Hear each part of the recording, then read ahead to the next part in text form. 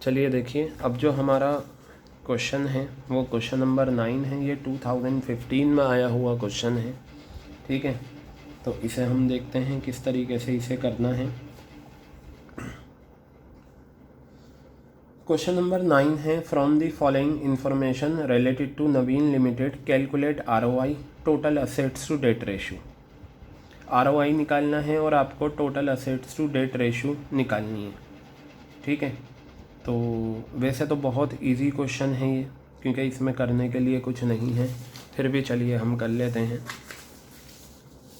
कहने का मतलब ये है कि आप होमवर्क में भी कर सकते हो, बट देखिए question number 9, from the following information related to Naveen limited ROI निकालना है। Return on investment, return on investment ये आ गया आपका।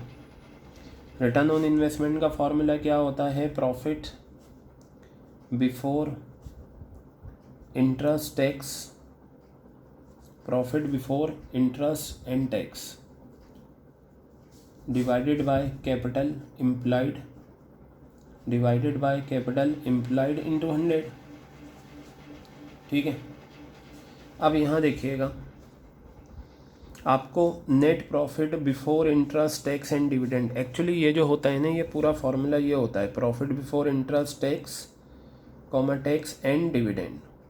यूजुअली कई बार कुछ किताबों में डिविडेंड लिखा नहीं होता, लेकिन आपको पता होना चाहिए।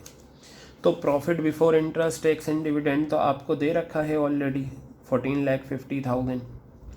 कैपिटल इम्प्लाइड हम निकाल लेंगे। कैपिटल इम्प्लाइड के मैंने आपको दो फॉर्मूले बताए थे, एक लाइबिलिटीज़ अप्रोच से और एक असेट्स अप्रोच से, ठीक है। लाइबिलिटीज़ अप्रोच और असेट्स अप्रोच, तो यहाँ पर आप असेट्स अप्रोच लगा दीजिएगा, क्योंकि फिक्स असेट्स भी दे रखी हैं, करंट असेट्स भी दे रखी हैं, करंट लाइबिलिटीज़ भी दे रखी हैं, ठीक है।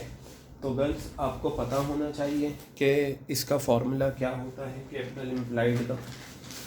प्रीवियस क्लासेस में हम डिस्कस कर चुके हैं कैपिटल इम्प्लाइड का फॉर्मूला, तो आपको पता होना चाहिए कैपिटल इम्प्लाइड का असेट्स अप्रोच से फॉर्मूला क्या था।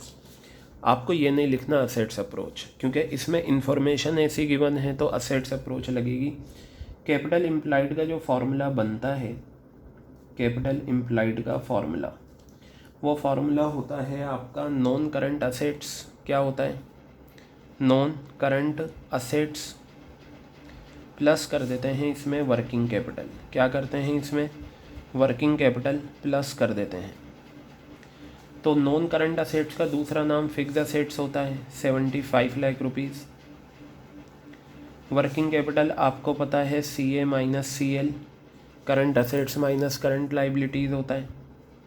75 lakh rupees plus current assets कितना है? 40 लाख रुपए, 40 लाख रुपीज़ आया। करंट लाइबिलिटीज़ 27 लाख रुपए, आप माइनस कर दो। यहाँ से आपका आएगा 75 लाख रुपीज़ और ये आ गया आपका 13 लाख रुपए। तो फाइनली ये आपका 88 लाख रुपीज़ का आंसर आ गया, ठीक है। 88 लाख रुपीज़ ये आपका आ गया क्या? Capital implied. Right the amount here 88 lakh rupees and get your final answer. तो ये आपका आ जाएगा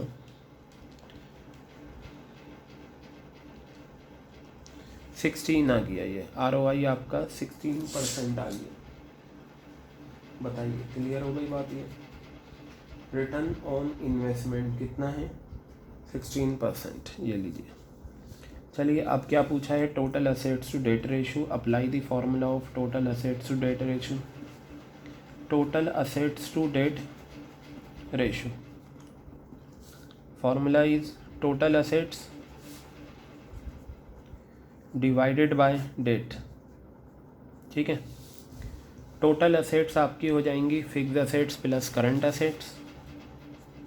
टोटल असेट्स तो आपको पता होनी चाहिए क्या होती हैं, non current assets plus current assets, ठीक है।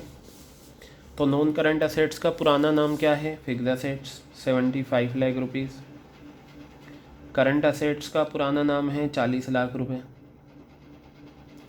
तो ये आपका 1,15,00,000 रुपए आ गया, ठीक है। 1,15,00,000 ये आपका आंसर आ गया। डेट का मतलब क्या होता है, नॉन करंट लाइबिलिटीज़, और आपको यहाँ गिवन है 12% डिबेंचर्स, तो डेट आपके गिवन है 12% डिबेंचर्स, ये लीजिए 12% डिबेंचर्स आपके ये आ गए। ये एक ही आपको नॉन करंट लाइबिलिटीज़ गिवन है, कितना, 80 लाख रुपए, तो ये आपके 80 लाख रुपीज़ यहाँ पर आ गए। So I will write here 80 lakh rupees. From here you will get your answer. 50 cancel, so 1115 divided by 80। 115 को अगर मैं 80 से डिवाइड कर दूं तो देखते हैं कितना आ रहा है आपका। ये आपका आएगा 1115 डिवाइडेड बाय 80। इसे आप कंप्यूट कर लीजिए। ये 5 1 दा 3, 5 6 दा 5 2 दा 5 3 दा 23/6 आ गया। इसे आप डिवाइड करके फाइनल आंसर निकाल लेना, ठीक है। 23 डिवाइडेड बाय 6,